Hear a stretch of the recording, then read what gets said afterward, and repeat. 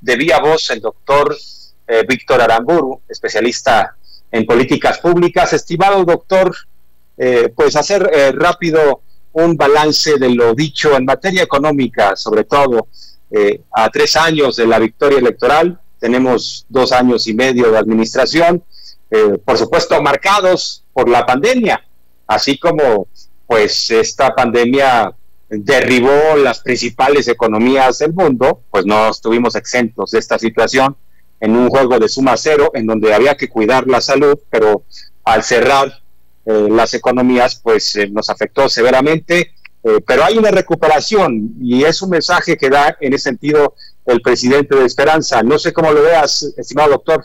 Buenas tardes. Así es, Jorge. Hay algunas cosas en las cuales, a pesar de la pandemia, pues ha habido avance que el mismo presidente mencionó y que quizá son de las cosas que más se reconocen ahora sí que incluso hasta por los propios adversarios, ¿no? Por ejemplo, el incremento en un 44% en términos reales del salario mínimo, cosa que no sucedía pues prácticamente en todo el periodo neoliberal, ¿no? Desde los años 80, pues hasta quizá los últimos años de Peña Nieto, digo que hubo un crecimiento escueto, pero en realidad el crecimiento fuerte pues se ha dado en los últimos años y se vino a tumbar también otro dogma neoliberal, ¿no? Que decían, sobre todo, además ya ni siquiera enarbolado por la Coparmex, sino solamente por algunos ahí atrincherados en el Banco de México, que decían que si se aumentaba el salario mínimo, pues entonces esto iba a generar inflación, y pues claramente no es algo que hemos visto, ¿no?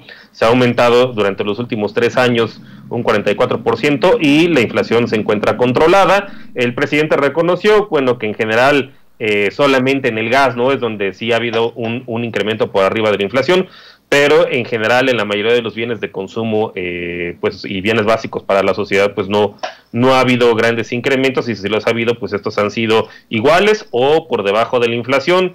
También mencionó, bueno, pues que ha habido incremento, ¿no?, de la bolsa de valores. Efectivamente, bueno, la economía en 2020 se cayó un 8.5%, y pues para este año al principio había aves de mal agüero, ¿no?, que decían que si bien nos íbamos a crecer un 4 o un 4.5, ahora ya las expectativas han incrementado y ya andamos por un 6%. Digo, claramente va a faltar todavía otro 2.5 que perfectamente se puede alcanzar en 2022 e incluso probablemente más, para recuperar pues la situación en la cual estábamos en 2019. En términos de los empleos, también la pandemia pues vino a tirar, ¿no?, casi 1.4 millones de empleos formales, pero pues ya se han recuperado casi 1 millón.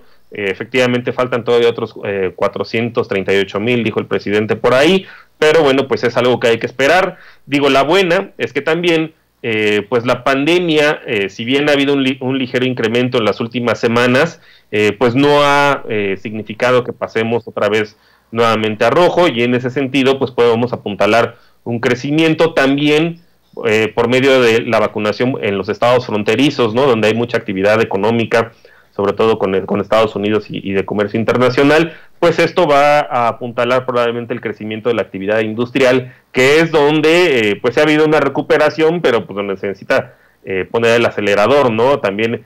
Y hay que decirlo también, bueno, en otro tipo de empleos, donde quizá a lo mejor va a estar un poco más difícil, en industrias muy particulares, ¿no?, particularmente incluso el sector informal, pero pues aquellos trabajadores que eran informales dentro del sector informal. Digo, estaba pensando, por ejemplo, en meseros, ¿no?, que muchas veces no tienen un contrato y no tienen prestaciones, se les paga a veces el salario mínimo, pero pues en realidad ahora sí que, como dice el dicho, ¿no?, sus sueldos son las propinas.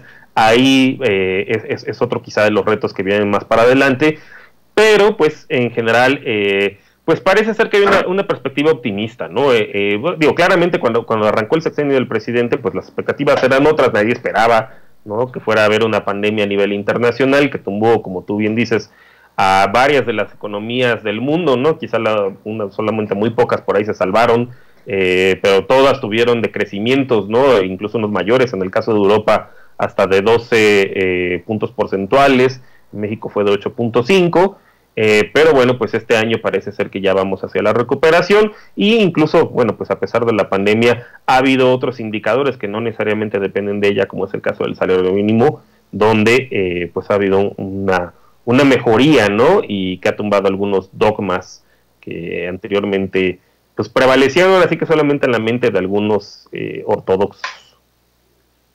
Así es, estimado. Ahora, entonces, para lo que resta de la administración de López Obrador, ya no seremos Venezuela en términos económicos, ya no ves expropiaciones de empresas, fuga de capitales, van a llegar de pronto las autoridades a quitarnos nuestras casas, los pequeños comercios. ¿Ya no seremos Venezuela, doctor? Pues claramente no. De hecho, pues ahí está el indicador también de la inversión extranjera directa, pues que México, a pesar de la pandemia, fue uno de los principales 10 destinos de inversión. Entonces, pues nadie en su sano juicio invertiría en un país donde no tenga expectativas positivas, ¿no? Y pues parece ser que al menos en todos los países del mundo, pues México está dentro de los 10, donde los inversionistas tienen pues expectativas al menos positivas de crecimiento, ¿no? Entonces, ese mito de Venezuela, de hecho ya el discurso que manejan es el contrario, ya no dicen Venezuela, sino ahora más bien incluso al presidente pues se le ha criticado por la austeridad, más bien pues por no haberse endeudado y pues haber hecho grandes rescates, como si se hicieron en algunos otros países que eventualmente pues lo van a tener que pagar, ya sea reduciendo el gasto social o pues rematando los pocos activos que todavía pueda tener el Estado, ¿no? Digo, pienso en particular en Brasil, pero quizá también en Chile, Perú, Colombia, y entonces pues eso va a asumir probablemente en otra crisis que a lo mejor sea social, sí, ¿no? Que de por sí ya existe, ¿no? En Colombia y en Chile, que eran probablemente de los alumnos o de los últimos alumnos neoliberales, ¿no? De América Latina. Pues parece ser que eventualmente cuando tengan que pagar lo que se endeudaron para rescatar a sus propios grandes empresarios, pues posiblemente las movilizaciones sociales van a ser mayores, ¿no? Como es lo que estamos viendo ahora en Colombia.